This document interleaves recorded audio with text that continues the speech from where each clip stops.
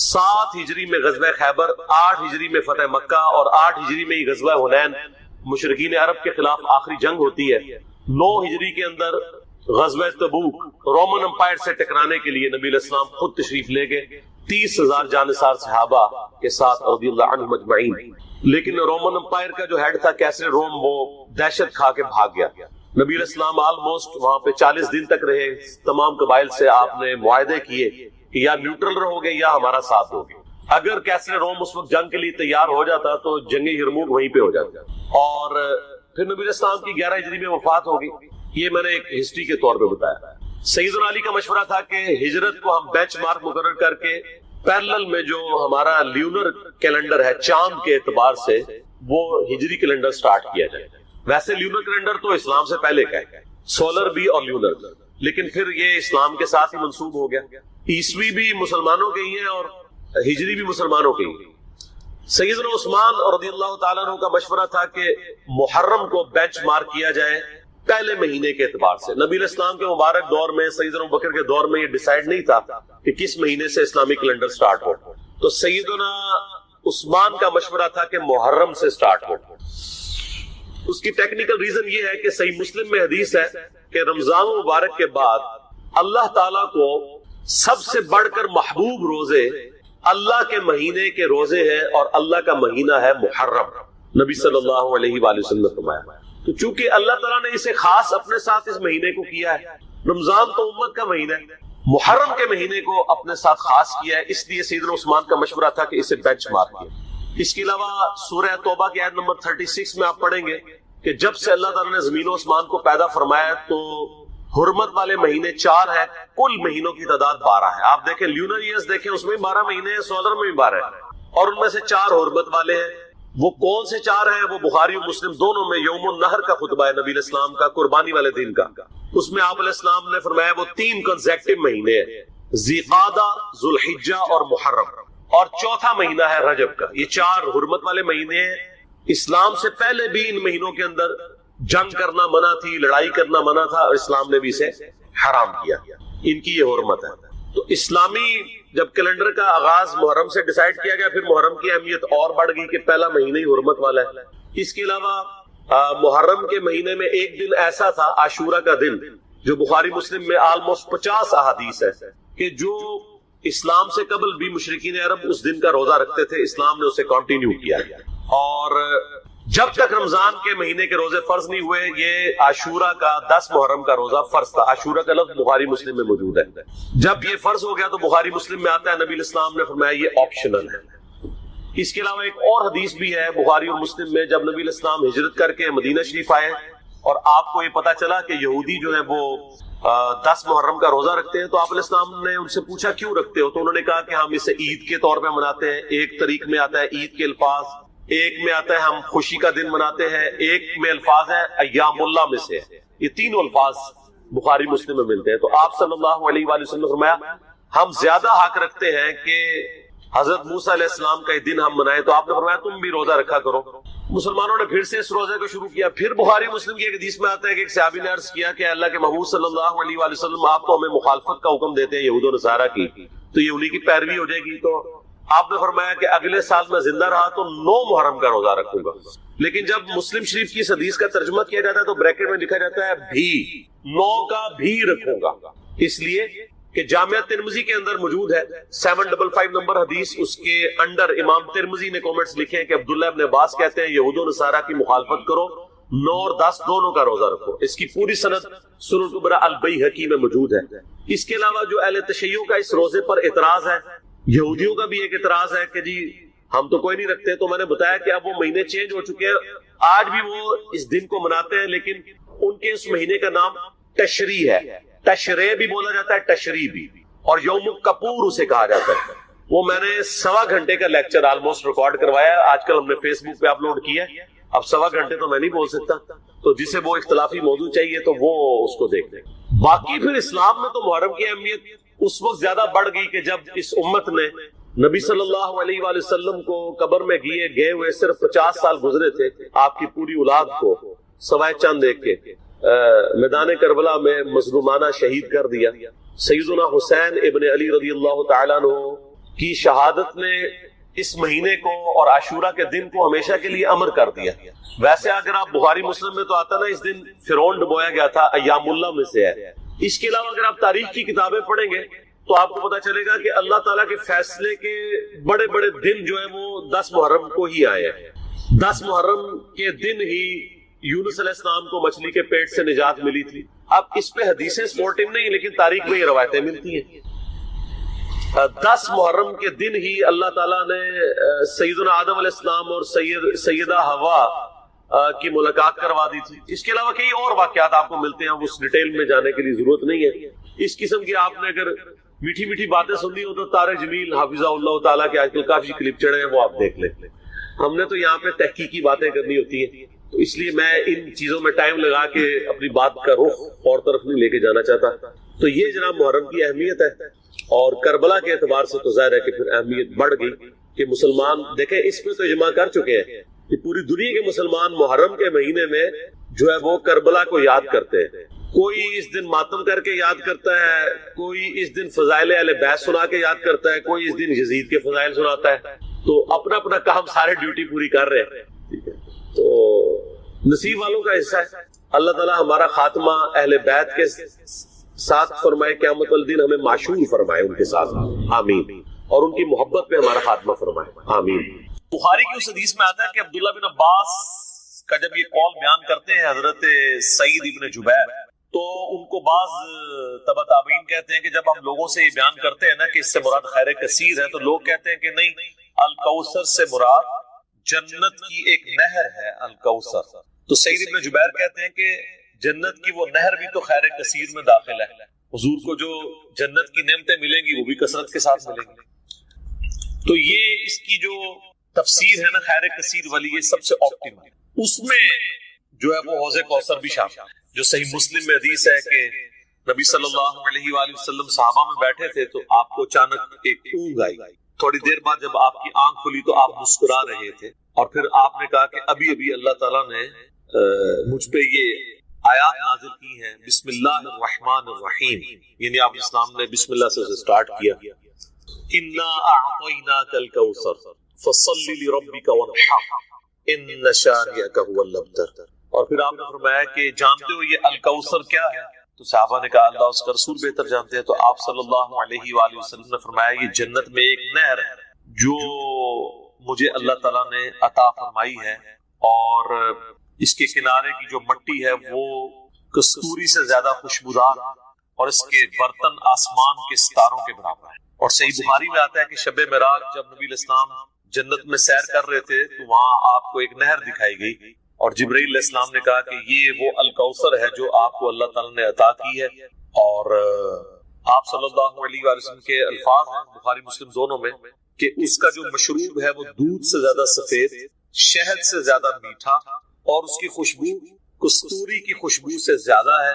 اور جو کوئی ایک دفعہ میرے حوض کوثر سے وہ مشروب پی لے گا اسے کبھی بھی پیاس نہیں ہوگی. جنت میں جو انسان کھائے پیے گا نا وہ بھوک کی وجہ سے نہیں، ذہن میں رکھیے گا. بھوک ایک عیب ہے، پیشاب ایک عیب ہے، نیند ایک عیب ہے، اسی لیے یہ تینوں چیزیں جنت میں نہیں ہیں. جنت میں انسان کھائیں گے لذت لینے کے لیے. پیشاب نہیں ہوگا، بخاری مسلم میں الفاظ ہیں خوشبودار ڈکار آئے گی، سارا کھانا ہضم. تو جنت چونکہ نعمتوں کا نام ہے کوئی کمزوری نہیں، وہاں پہ نیند بھی نہیں ہے. یہاں پہ تو ہم نیند کیوں یوز کرتے ہیں؟ تاکہ ہم نیکسٹ 24 گھنٹے میں پرفارم کر سکیں گے، بلکہ بیٹری چارج ہوتی ہے. وہ میری خالہ جو ہے نا وہ بڑے پیارے الفاظ استعمال کرتی ہیں. ان کی بیٹی جب چھوٹی تھی نا تو سوئی ہوتی تھی نا تو کون سے پوچھتا تھا بیٹی ہے، کہتے ہیں چارجنگ پہ لائی ہے. کیونکہ بچے جب اٹھتے ہیں نا پھر تو آپ ان کو سنبھال بیٹھے، جب تک یہ سو نہ جائیں سکون نہیں آتا. تو وہ جو سوتے ہیں نا وہ چارجنگ پہ لگے ہوئے ہوتے ہیں، پھر جیسے صبح انہوں نے اٹھنا ہے اٹھلی اوپرلی کر دینی ہے. تو قیامت میں جنت والے دن آپ کو جنت میں چارجنگ کی ضرورت نہیں ہے، بلکہ نیند وہاں پہ ضرورت ہی نہیں. اللہ تعالیٰ نے ویسے انسان کو اتنی انرجی دی ہوئی ہوگی. تو لہذا آپ اسلام کا جو فرمان ہے نا کہ جو ایک بار پیے گا وہ کبھی پیاسا نہیں ہوگا. تو کسی کے ذہن میں خیال آ سکتا ہے کہ پیاسا نہیں ہوگا تو پھر پانی کی لذت کیا؟ وہ اللہ تعالیٰ نے جنت کی نعمتوں میں لذت ہی اتنی رکھی ہے کہ انسان لذت کی وجہ سے اس کو استعمال کرے گا. اور پھر انہی احادیث میں بخاری اور مسلم کے موجود ہے کہ میرے حوض کوثر پہ پھر ایسے لوگ بھی لائے جائیں گے جن میں پہچانتا ہوں گا، اور جب میں انہیں مشروب پلانے لگوں گا تو میرے ان کے درمیان ایک آڑ قائم ہے، تو میں کہوں گا کہ یہ تو میرے صحابہ ہیں، اصحابی اصحابی۔ امتی والی روایتیں بھی ہیں بخاری مسلم میں، اصحابی والی۔ تو مجھے بتایا جائے گا کہ یا رسول اللہ، آپ کو نہیں پتا آپ کے بعد انہوں نے دین میں بدعتیں جاری کر دی تھی اور الٹے قدم پھر گئے، تو آپ صلی اللہ علیہ وآلہ وسلم فرماتے ہیں کہ پھر میں کہوں گا سحقاً سحقاً لمن غیر بعد، ان پہ پھٹکار ہو، ان کو مجھ سے دور کر دو جنہوں نے میرے بعد میرے دین کو بدل دیا۔ یہ حدیث بخاری اور مسلم دونوں میں ہے، اور حوض کوثر والے چیپٹر میں امام مسلم اسے لے کے آئے ہیں، بخاری میں موجود ہے۔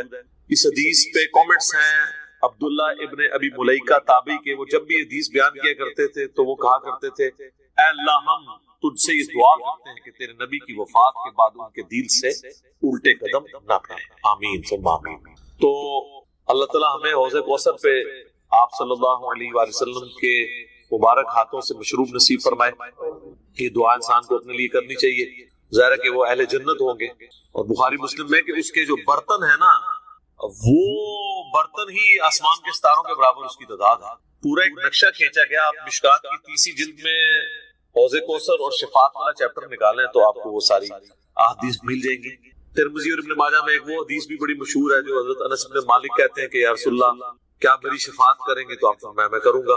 تو یا رسول اللہ قیامت والے دن میں آپ کو کہاں تلاش کروں؟ تو آپ علیہ السلام فرمایا میزان عمل پہ آ جانا، جہاں میرے امتیوں کے نام مال تل رہے ہوں گے۔ یا رسول اللہ وہاں نہ پاؤں تو فرمایا حوض کوثر پہ آ جانا۔ عرض کی وہاں پہ بھی نہ پاؤں تو فرمایا پھر پورے صراط پہ آ جانا۔ کہا وہاں پہ بھی نہ پاؤں تو آپ فرمایا میں ان 3 جگہوں کے سوا کہیں اور نہیں ہوں گا، یا میں حوض کوثر پہ ہوں گا اپنے پیاسی امتیوں کو مشروب پلا رہا ہوں گا، یا پھر میزان عمل پہ ہوں گا شفاعت کے لیے، یا پھر میں پل صراط پہ ہوں گا اپنے امتیوں کے لیے سلامتی کی دعا کرنے۔ تو یہ 3 جگہیں ہیں جہاں پہ آپ صلی اللہ علیہ وآلہ وسلم کو قیامت والے دن تلاش کیا جا سکتا ہے انشاءاللہ تعالی۔ تو یہ حوض کوثر میں وہ خیر کثیر جو ہر طرح کی آپ کو عطا کی گئی وہ بھی شامل ہے، اور اسپیسیفکلی حوض کوثر جو ہے وہ بھی، حتیٰ کہ جو بخاری و مسلم میں حدیث ہے، آپ نے اپنی وفات سے 1 مہینے پہلے خطبہ دیا تھا غزوہ احد کے شہداء پر، جو آپ نے نماز جنازہ دوبارہ پڑھی تھی 8 سال بعد۔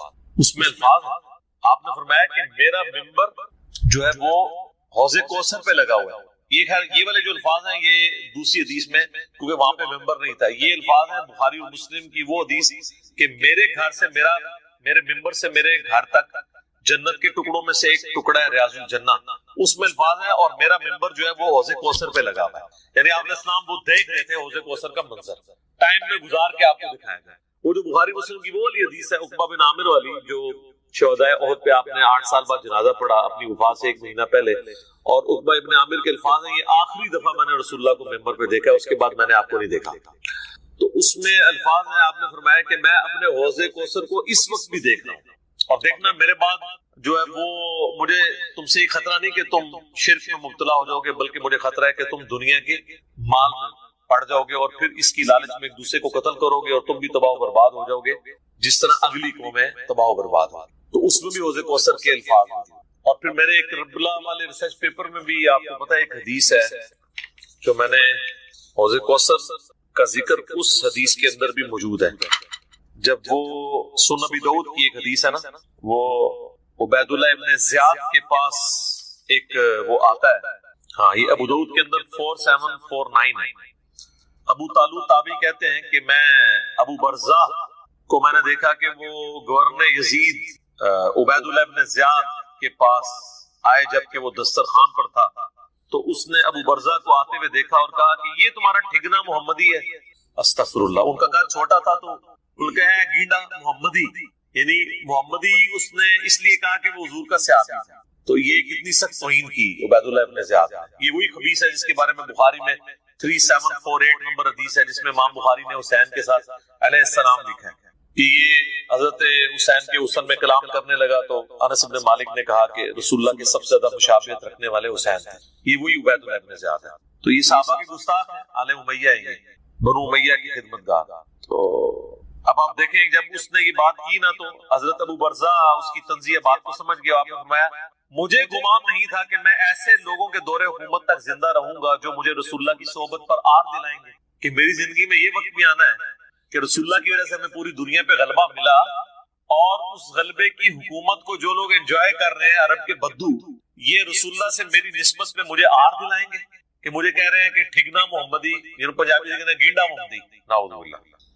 تو اب اس نے فوراً پینترا بدلا، وہ کہنے لگا کہ محمد صلی اللہ علیہ وسلم کی صحابیت تمہارے لیے باعث زینت ہے، آر کا سبب نہیں۔ پھر کہنے لگا کہ میں نے تمہیں اس لیے بلوایا ہے کہ تم سے حوض کوثر کے بارے میں پوچھوں، کیا تم نے رسول اللہ سے اس کے بارے میں کچھ سنا ہے؟ تو ابو برزہ نے فرمایا ہاں، نہ ایک بار، نہ دو بار، نہ تین بار، نہ چار بار، نہ پانچ بار، میں نے کئی مرتبہ رسول اللہ صلی اللہ علیہ وآلہ وسلم سے حوض کوثر کے بارے میں سنا، اور جو حوض کوثر کو نہ مانے اللہ تعالیٰ اسے اس کا پینا نصیب ہی نہ فرمائے۔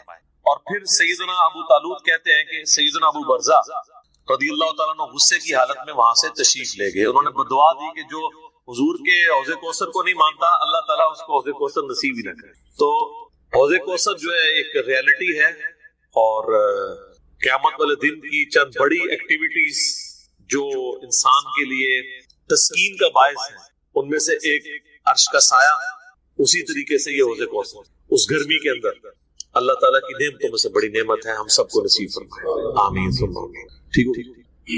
اب میرے بھائیو جو یہ آیت مبارکہ آ رہی ہے نا، سورۃ النساء کی آیت نمبر 48، یہ متقاضی ہے کہ ہم بقیہ ساری گفتگو اسی کانٹیکسٹ میں کریں۔ یہ قرآن حکیم کی اگر میں کہوں نا سب سے کریٹیکل آیت ہے، تو میرا یہ دعویٰ غلط نہیں۔ کائنات کی سب سے بڑی حقیقت کو آشکار کرنے والی یہ آیت مبارکہ ہے، تو یہ میرا دعویٰ غلط نہیں۔ سورۃ النساء کی آیت نمبر 48 سورۃ النساء میں 2 دفعہ ریپیٹ ہوئی ہے، تھوڑے سے الفاظ کے فرق کے ساتھ، ایک 48 نمبر پہ اور اس کے بعد 116 کے اوپر جا کے یہ آیت آئے گی۔ شروع کے الفاظ سیم ہیں، بعد والے جو ہیں وہ تھوڑا سا فرق ہے۔ میں وہ دونوں آیات پڑھ دیتا ہوں اور اس کے اوپر پھر انشاءاللہ تفصیلی ڈسکشن کرتے ہیں۔ پہلے اس آیت مبارکہ کو ہم پڑھنا۔ ان اللہ لا یغفر ان یشرک بہ، بے شک اللہ اس گناہ کو تو کبھی معاف نہیں کرے کہ کوئی شخص اس حال میں اللہ کے حضور قیامت کے دن پیش ہوا کہ وہ دنیا میں شرک کرتا تھا۔ دنیا میں معاف کر دے گا اگر کسی نے معافی مانگی، یہ آخرت کی بات ہے۔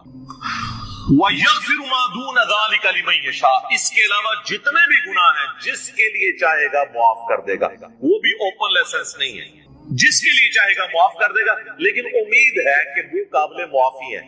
لیکن شرک ایسا گناہ ہے جو اللہ بھی معاف نہیں کرے گا۔ اب کوئی کہے کہ جی اللہ کی قدرت کی نفی نہیں ہو جاتی، ان اللہ علی کل شیء قدیر ہے، تو اللہ یہ کیوں کہہ رہا ہے کہ میں شرک بھی معاف نہیں کروں گا؟ اللہ تو شرک معاف کر سکتا ہے، ہم یہ جملہ بھی نہیں بولیں گے کہ کر سکتا ہے، اس لیے لا تبدیل لکلمات اللہ، جو اللہ کی وعیدیں ہیں نا وہ اللہ کے فیصلے ہیں، یہ بہت سخت معاملہ ہے، اللہ کے کلمات نہیں بدلتے۔ تو اللہ تعالیٰ نے یہ اپنی ڈیسٹنی میں چیز مقرر کر دی ہے کہ میں نے مشرک کو کسی صورت بھی بخشنا نہیں ہے، اس کے لیے جنت نہیں ہے۔ ہاں اس کے علاوہ کوئی گناہ ہے وہ جس کے لیے چاہے گا معاف کر دے گا، اور وہ بھی اوپن لائسنس نہیں ہے۔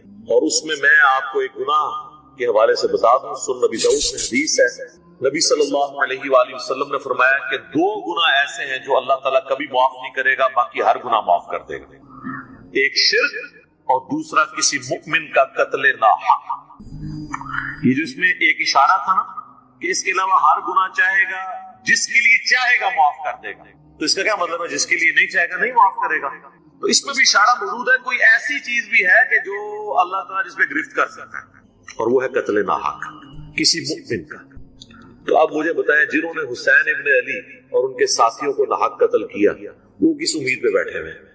اور ان کو جنت کی جھوٹی خوشخبریاں سنانے والے کس امید پہ بیٹھے ہوئے ہیں؟ سوچنے والوں کے لیے یہ چیز کافی ہے۔ سن نبی داؤد کی حدیث، وَمَن يُشْرِكْ بِاللَّهِ، اور جس نے اللہ کے ساتھ شرک کیا، فَقَدِ افْتَرَىٰ إِثْمًا عَظِيمًا، تو اس نے بہت بڑا جھوٹ اللہ تعالیٰ کے اوپر باندھ دیا، بہت بڑا گناہ کا کام اس نے کیا جس نے شرک کیا۔ اچھا سورہ نساء کی آیت نمبر 116 جب آئے گی نا، اس میں پہلے الفاظ تو یہی ہوں گے، ان اللہ لا یغفر ان یشرک بہ ویغفر ما دون ذلک لمن یشاء، لیکن اگلے الفاظ ہیں ومن یشرک باللہ فقد ضل ضلالا بعیدا، جو کوئی اللہ کے ساتھ شرک کرے وہ گمراہ ہوا اور گمراہی میں دور جا. اللہم لا تجعلنا منهم اللہم من احییتہ منا فاحیہ علی الاسلام ومن توفیتہ منا فتوفہ علی الایمان. آمین. رضیت باللہ ربا وبالاسلام دینا وبمحمد نبیا صلی اللہ علیہ وآلہ وسلم. آمین. اب یہ میرے بھائیو ایسا ٹاپک ہے کہ میں اس پہ اگر کم از کم 2 گھنٹے بولوں نا تو تب میری تسلی ہوگی. لیکن میں نے چونکہ پچھلی قرآن کلاسز جو 344 لیکچرز میں مکمل ہوئی تھی ان میں اس آیت کے اوپر آلموسٹ 2.25 گھنٹے کی ویڈیو ریکارڈ کروا دی تھی اسی آیت کے اوپر. مسئلہ نمبر 3 کے نام سے وہ اپلوڈڈ ہے یوٹیوب کے اوپر. دعا صرف اللہ ہی سے. آپ یوٹیوب پہ ویسے بھی لکھیں نا دعا صرف اللہ ہی سے اور علی مرزا تو وہ ویڈیو کھل جائے گی. اور اس کے بعد بھی کئی ایک لیکچرز وقتاً فوقتاً میں نے ریکارڈ کروائے. وسیلے کے نام پر دھوکا, مجھے تم سے شرک کا خطرہ نہیں, یہ اکثر آپ سنتے ہیں نا. تخت بلقیس والا واقعہ, موسیٰ اور خضر والا واقعہ علیہ السلام. ہر وہ چیز جسے دھوکا کر کے نا قبر پرستی یا بابا پرستی یا بابوں سے مانگنا سکھاتے ہیں نا, ایک ایک چیز کے اوپر میں نے الگ سے تسلی کروائی ہے قرآن بخاری اور مسلم کی روشنی میں. الحمدللہ اب وہ سارے لیکچر جمع کریں تو اس ایک آیت میں کم از کم 10 گھنٹے گفتگو ہو سکتی ہے. لیکن ٹائم تو متحمل نہیں ہے کہ ہم اتنی ڈیٹیل گفتگو کریں. لیکن چند ایک باتیں تو میں ضرور کروں گا. ایک ریسرچ پیپر میں نے اس کے اوپر لکھ دیا 8 صفحوں کا, آپ اہل سنت پاک.com پہ ڈاؤن لوڈ کریں گے. دعا صرف اللہ ہی سے. میں نے اس کا نام توحید شرک اس طرح کا نہیں رکھا کیونکہ لوگ ان ناموں سے چڑھ جاتے ہیں. میں نے وہ چیز اس کے نام پہ رکھی کہ جس کے اوپر لوگ چڑھے.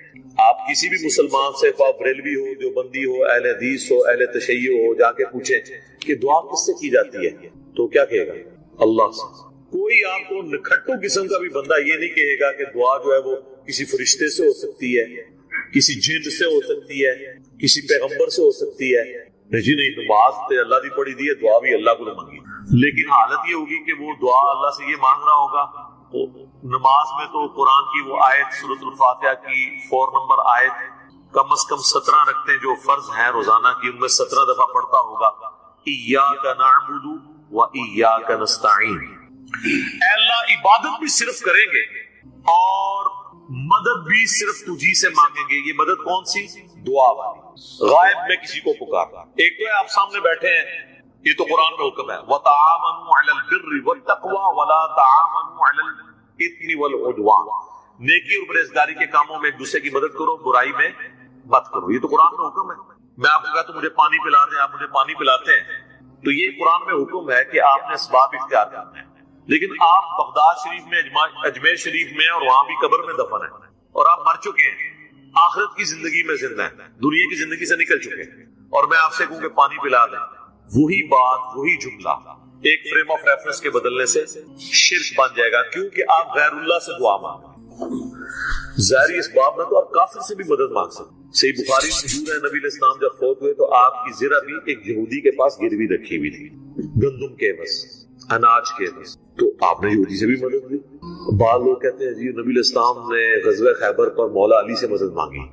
بھئی مولا علی سامنے موجود تھے, وہ جتنے صاحب آپ کے ساتھ تھے رسول اللہ صلی اللہ علیہ وسلم کے مددگار تھے دین کے اعتبار سے. لیکن آپ نے خیبر کے موقع پر اپنے چچا کو جو آرمی چیف تھے غزوہ بدر اور احد میں, حمزہ بن عبد المطلب, جو کہ اللہ کے شیر ہیں اور سید الشہداء ہیں, المستدرک الحاکم میں حدیث موجود ہے. آپ نے یہ تو نہیں کہا المدد یا حمزہ, امیر حمزہ میری مدد کو پہنچے, کیونکہ وہ فوت ہو چکے تھے. جو سامنے موجود تھے انہیں کو بلانا تھا. تو دو چیزوں کو ہی مکس کرتے ہیں. اچھا مجھے بتائیں بارش کون برساتا ہے؟ اللہ. ڈیوٹی کس کی ہے؟ فرشتوں کی. تو ہم کیا بارش اللہ سے مانگتے ہیں فرشتوں سے؟ اللہ سے. فرشتوں سے مانگیں گے تو شرک ہو جائے. لہٰذا یہ پتا چلا کہ اگر ڈیوٹیاں بھی لگی ہوئی ہوں, کہنا نا بزرگوں کی ڈیوٹیاں رہے, اللہ دا کہنا ڈیوٹی کسی کو نہیں پوری ہوئی. جس مزار کا کہنا نا ڈیوٹی ہے, سارے چرسی پوڈری افیمی اسی مزار سے بیٹھے ہوتے ہیں, اپنے مزار ہوتے ڈیوٹی نہیں پوری ہو رہی انہوں. چلے ڈیوٹی لگی ہوئی بھی ہو پھر بھی آپ پکار دیجیے. یہ جھگڑا نہیں ہے کہ مولا علی علیہ السلام مشکل کشا ہے یا نہیں, شیخ عبد القادر جیلانی رحمۃ اللہ علیہ مشکل کشا ہے یا نہیں, یہ تو جھگڑا ہی نہیں ہے. جھگڑا یہ ہے کہ اگر یہ ہو بھی تب بھی مرنے کے بعد, اس دنیا کی زندگی سے جانے کے بعد, آپ उनसे कम्युनिकेशन नहीं कर सकते, ना किसी फरिश्ते से, ना किसी जिन से, ना किसी पैगंबर से। और अगर आप ज़ाहिरी असबाब की बात करते हैं तो सबसे बड़ा मुश्किल कुशा ज़ाहिरी असबाब इस कायनात में इंसानों के लिए सूरज खत्म हो जाए, सारे इंसान, चाहे कोई बुजुर्ग है या गैर बुजुर्ग है, चाहे मुसलमान है या काफिर, सूरज खत्म, जमीन अपनी नबातात नहीं पैदा कर सकती फोटोसिंथेसिस के जरिए जो करती है। जब जमीन उगाना छोड़ देगी तो अगर आप जानवर भी खाएंगे तो कितना अरसा, जिस तरह हमारे हुक्मरान हमें कहते हैं कि अगर टमाटर महंगे हैं तो दही डाल दें, तो अगर जमीन उगाना छोड़ दे तो हम जानवर खाएंगे तो कितना अरसा, मछलियां खाएंगे तो कितना अरसा, वो भी सारी मर जाएंगी हमारे खाने से पहले। दुनिया पे मौसमों का तब्दील होना, हवाओं का चलना, हर जिंदा चीज की खुराक ये एक सूरज के ऊपर डिपेंडेंट है। तो फिर सबसे बड़ा मुश्किल कुशा कौन हुआ? सूरज। आज तक किसी काफिर ने भी कहा अल मदद या सूरज मेरी मदद फरमाइए, हमें कभी वहम भी नहीं आता। सूरज की बरकत से ही ग्लेशियर्स का पानी पिघल के दरियाओं में आता है, जमीन के नीचे भी दरिया चलते हैं, जमीन के ऊपर भी, जिस पानी से हम लोग जिंदा है। और वो ग्लेशियर्स तक पानी पहुंचना भी सूरज की वजह से है, क्योंकि सूरज इवेपोरेट करता है समुद्र के पानी को, वो हवाओं और बादलों की शक्ल में हम पर बारिश की शक्ल में और पहाड़ों पे बर्फ की शक्ल में बरसती है। मतलब अबर आलूद हो तो तुम 30 दिन पूरे कर लिया करो, यानी शाबान की 29 थी और अब देखना है कि रमजान का चांद नजर आया कि नहीं और बादल आ गए तो तुम 30 की गिनती पूरी कर लो। तो 30 के बाद तो जरा 31 का तो महीना होता ही नहीं, यूं कर लिया करो। अंदाजा मुकर्रर करने का भी तरीका बता। जामे तिर्मिज़ी में हदीस है, जो शख्स भी यूनुस अलैहिस्सलाम की दुआ के साथ अल्लाह की तरफ मुतवज्जे हुआ, अल्लाह ताला उसे महरूम नहीं लौटाएगा। ला इलाहा इल्ला अन्ता सुब्हानका इन्नी मिनज़ ज़ालिमीन, और कुरान में भी है कज़ालिका नुनजिल मुमिनीन, हम मोमिनीन को भी निजात देंगे जिस तरह यूनुस को दी थी इस दुआ की बरकत। मेरा तो क्लिप है मुसीबत और परेशानी से बचाव के 3 वज़ाइफ, इसमें से एक वजीफा ये है, दूसरा हस्बुनल्लाहु व निअमल वकील, तीसरा या हय्यु या क़य्यूम बिरहमत। सुबह शाम के अस्कार जो हैं वो अगर फर्ज नमाज से पहले कर लिए जाएं तो फजर का वक्त दाखिल होने के बाद सुबह के अस्कार कर सकते हैं आप, ठीक है जी, खत्म सेहरी के फौरन बाद, चाहे फजर पड़ी हो, क्यों? वो सुबह के अस्कार। और शाम के अस्कार, चूंकि शाम के अस्कार है, आप गुरूब आफ्ताब से पहले कर लें, सबसे अफजल वक्त वो है, वरना आप मगरिब के बाद कर लें। अफजल वक्त यह है कि मगरिब से पहले करें। शाम के अस्कार है वो रात के नहीं है, मगरिब में तो रात शुरू हो जाती है। फिन्नार अऊज़ु बिल्लाहिस समीउल अलीम मिनश शैतानिर रजीम मिन हमज़िही व नफ़्ख़िही व नफ़्सिही बिस्मिल्लाहिर रहमानिर रहीम रब्बि इश्रह ली सदरी व यस्सिर ली अमरी वहलुल उक़दतम मिन लिसानी यफ़क़हू क़ौली बिस्मिल्लाहिर रहमानिर रहीम इन्नल्लाहा व मलाइकतहू युसल्लूना अलन नबी या अय्युहल्लज़ीना आमनू सल्लू अलैहि व सल्लिमू तस्लीमा अल्लाहुम्मा सल्लि अला मुहम्मदिन व अला आलि मुहम्मद कमा सल्लैता अला इब्राहीम व अला आलि इब्राहीम इन्नका हमीदुम मजीद अल्लाहुम्मा बारिक अला मुहम्मदिन व अला आलि मुहम्मद कमा बारकता अला इब्राहीम व अला आलि इब्राहीम इन्नका हमीदुम मजीद अल्लाहुम्मा रब्बना आतिना फिद दुनिया हसना व फिल आखिरति हसनतन व क़ीना अज़ाबन नार रब्बना आतिना मिन लदुनका रहमा व हय्यि लना मिन अमरिना रशदा ला इलाहा इल्ला अंता सुब्हानका इन्नी कुन्तु मिनज़ ज़ालिमीन हस्बुनल्लाहु व निअमल वकील या हय्यु या क़य्यूम बिरहमतिका अस्तगीथ वला हौला वला कुव्वता इल्ला बिल्लाहिल अलिय्यिल अज़ीम आमीन। अल्हम्दुलिल्लाह, आज 15 जून 2025 को संडे के दिन हमारी ये कुरान क्लास नंबर 219 नंबर की स्टूडियो रिकॉर्डिंग होने जा रही है। आज इंशाअल्लाह ताला हम सूरतुल अंबिया सूरत नंबर 21 से स्टार्ट करेंगे। आज पारा नंबर 17 का भी आगाज हो रहा है और पहली सूरतुल अंबिया है। कुरान हकीम में इसका नंबर 21 है और ये मक्की सूरतों में से एक सूरत है। और मक्की सूरतों का जो उसलूब है वो अकीदा तौहीद से मुताल्लिक है, फिक्र आखिरत से मुताल्लिक है। उसमें भी स्पेसिफिकली आखिरत में अल्लाह ताला जो इंसानों को उठाएगा उसके हवाले से डिस्कशन है। और मुख्तलिफ अंबिया इकराम अलैहिमुस्सलाम से मुताल्लिक जो उनको मुख्तलिफ कौमों में भेजा गया, उनके जो हालात व वाक़यात मुख्तलिफ जगह कुरान पाक में रिपोर्ट हुए, کمبائنڈ فارم میں آپ کو یہاں پر ملیں گے. اسی نسبت سے اس کا نام سورۃ الانبیاء ہے. اس میں حضرت ابراہیم علیہ السلام کا ذکر خیر بھی ملے گا، عیسیٰ علیہ السلام کا، سیدہ مریم کا اور باقی انبیاء کرام کا. بعض کا نام آیا ہے، بعض کا تھوڑا تفصیلی ذکر آیا ہے، اور کنکلوژن اس کی اللہ کے محبوب صلی اللہ علیہ وآلہ وسلم کو جو اللہ تعالیٰ نے ٹائٹل دیا وَمَا أَرْسَلْنَاكَ إِلَّا رَحْمَةً لِّلْعَالَمِينَ، اس پہ جا کر یہ صورت کنکلوڈ ہوگی. انبیاء کرام علیہ السلام سے متعلق عقیدہ کیا ہونا چاہیے اور انبیاء کرام کا اپنا کیا عقیدہ ہوتا تھا، یہ دونوں چیزیں اس صورت کے اندر بیان ہوگی.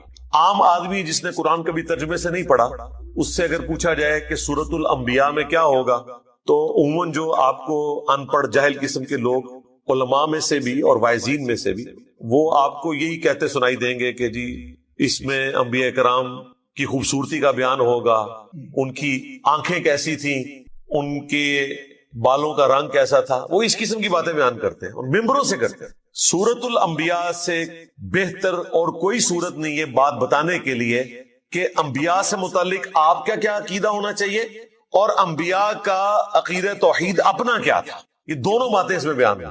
اور ہمارے سب کانٹیننٹ میں جو دین تصوف نے عقائد کی خرابی پروپیگیٹ کر دی ہے، اس کی جڑ کاٹنے کے لیے ایک صورت کافی ہے. چھوٹی سی صورت ہے اور عقیدہ توحید کو بھی واضح کرے گی، انبیاء کرام علیہ السلام کے اپنے سٹیٹس کو بھی واضح کرے گی کہ انبیاء کے بارے میں آپ نے کیا عقیدہ رکھنا ہے، ان کو منی گاڈ نہیں بنانا. اور انبیاء کرام ہر مشکل، ہر پریشانی میں اپنے رب کی طرف رجوع لاتے تھے. اس کا ذکر بھی آپ کو اس میں ملے گا. یہ ڈومیننٹ چیز ہے سورۃ الانبیاء کے حوالے سے. سٹارٹ ہی میں آپ کو نبی اسلام کا جو ذکر خیر ہے، آپ کی جو دعوت توحید ہے، اس کے مقابلے پر مشرکین عرب نے جو آپ کو رسپانس کیا اور جو آپ کے لیے غلط زبان استعمال کی، آپ علیہ السلام کو جو تانے دیے اور اس پر جو اللہ تعالیٰ کا جواب ہے، شروع کی چند آیات میں ہی آپ کو عقیدہ کلیئر ہو جائے گا. اس عقیدے کا کوئی لینا دینا نہیں ہے دین تصوف میں پھیلائے گئے عقیدوں سے، جن میں پیغمبر منی گاڈ ہوتا ہے، کوئی بزرگ بابا جو ہے وہ منی رسول ہوتا ہے، اور ان کے علماء جو ہیں وہ منی صحابی ہوتے ہیں. یعنی اس طرح ان کو ٹائٹل دیے ہوتے ہیں انہوں نے اور ایسے مرتبے دیے ہوتے ہیں. یہ سٹارٹ ہی میں آپ کو بالکل کلیئر ہو جائے گا. اعوذ باللہ من الشیطان الرجیم، بسم اللہ الرحمن الرحیم. اقترب للناس حسابهم، قریب آ گیا ہے لوگوں کے حساب کا وقت. وہم فی غفلۃ معرضون، لیکن ان کا حال یہ ہے کہ وہ غفلت میں منہ پھیرے ہوئے ہیں. ایبسولوٹلی اس آیت کو دیکھا جائے تو پوری انسانیت کے لیے جیسے انسان نے مرنا ہے، آخرت کی زندگی شروع ہو جانی ہے، اس کا حساب بالکل اس کے قریب ہے، لیکن انسان غفلت کی زندگی گزار رہا ہے. اور اگر آپ اسے ریلیٹیولی دیکھیں آنے والے ٹاپک کے ساتھ، تو یہ مشرکین عرب سے متعلق ہے کہ اللہ تعالیٰ نے ان کے لیے فیصلہ فرما لیا ہے کہ ان پر عذاب استیصال آئے گا، غزوہ بدر کی شکل میں، اس کے بعد غزوہ احد کی شکل میں، خندق کی شکل میں. کئی لوگوں کو اس سے پہلی توبہ کی توفیق مل جائے گی، کئی کو نہیں ملے گی. ان کے حساب کا وقت اب قریب آ چکا ہے، لیکن یہ غفلت میں منہ پھیرے ہوئے ہیں. ما یأتیہم من ذکر من ربہم محدث، ان کے رب کی طرف سے کوئی بھی نئی نصیحت نہیں آتی مگر اس حال میں الا استمعوہ وہم یلعبون، کہ وہ اسے سنتے تو ہیں مگر کھیل کود میں مگن ہوتے ہوئے، کیجول لیتے.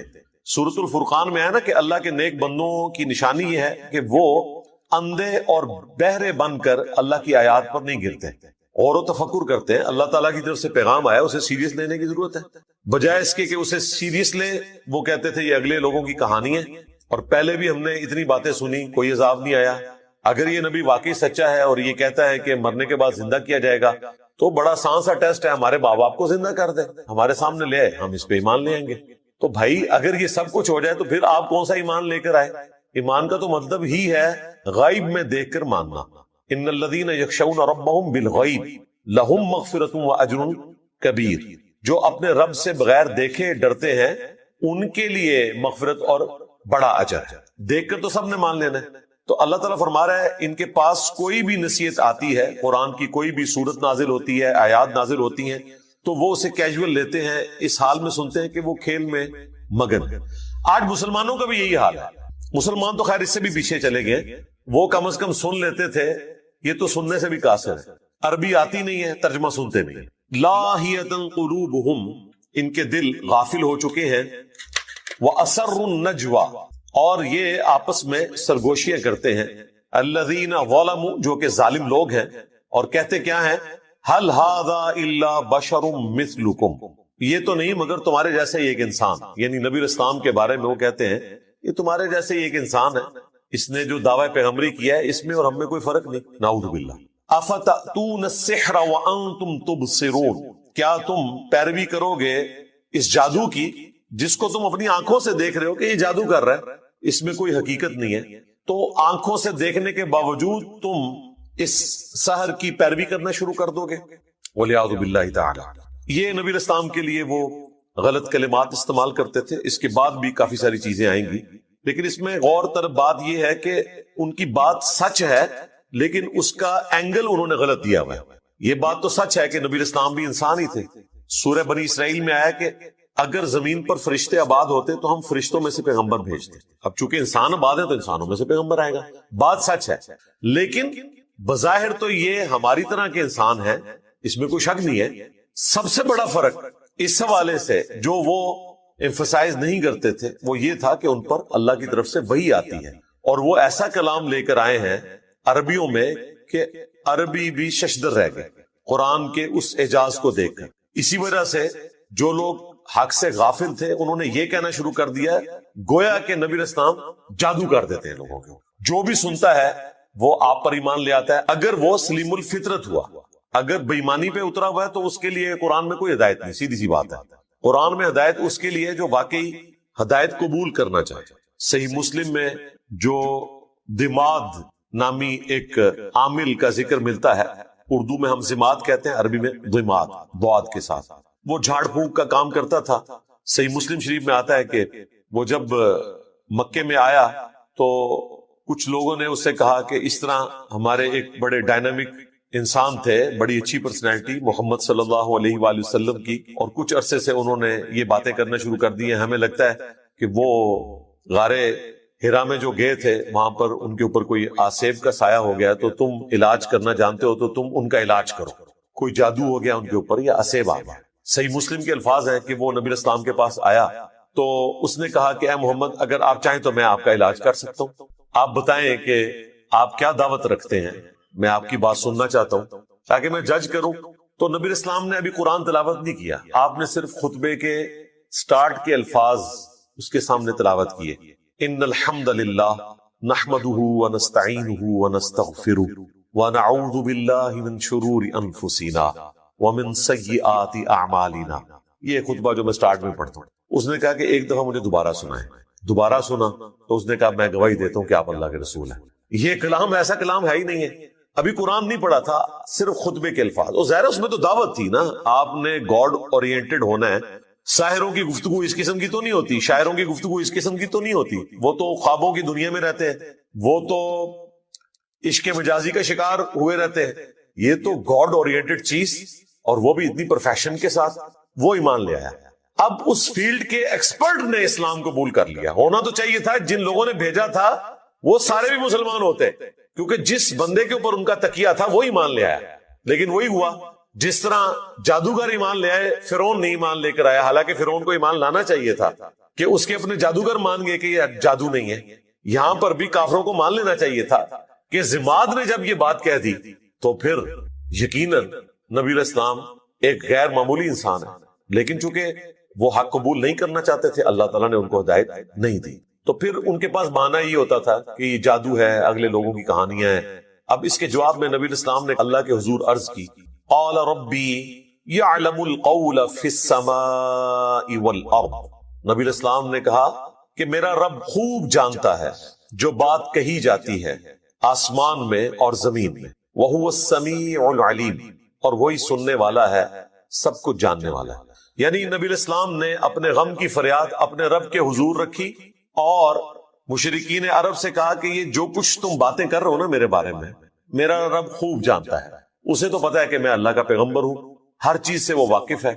بل قالوا اضغاث احلام، بلکہ وہ یہ بھی کہنا شروع ہو گئے کہ یہ پریشان خواب ہیں، بل افتراہ، بلکہ یہ خود سے انہوں نے گھڑ لیا ہے، بل ہوا شاعر، نہیں بلکہ یہ شاعر ہے، خود بھی ایک بات کے اوپر قائم نہیں ہے۔ دیکھیں اگر کسی شخص کو یہ پتا چل گیا ہے کہ یہ سامنے والا بندہ کیا ہے تو وہ بار بار اپنا بیان تو نہیں بدلتا۔ تم نے ساحر کہا، چیپٹر کلوز کرو، نہیں تسلی نہیں ہوئی کیونکہ جھوٹ کہا ہوا تھا نا۔ کسی کو یہ لولی پاپ دے دیا کہ ان کو خواب آتے رہتے ہیں، وہ یہ بیان کرتے ہیں۔ بعض جگہ پہ آیا کہ یہ اساطیر الاولین ہے، اگلے لوگوں کی کہانیاں بیان کرتے ہیں۔ اچھا، بعض لوگوں کو انہوں نے کہا کہ انہوں نے اللہ پر جھوٹ باندھ دیا، اور بعض کو کہا کہ یہ شاعر ہے۔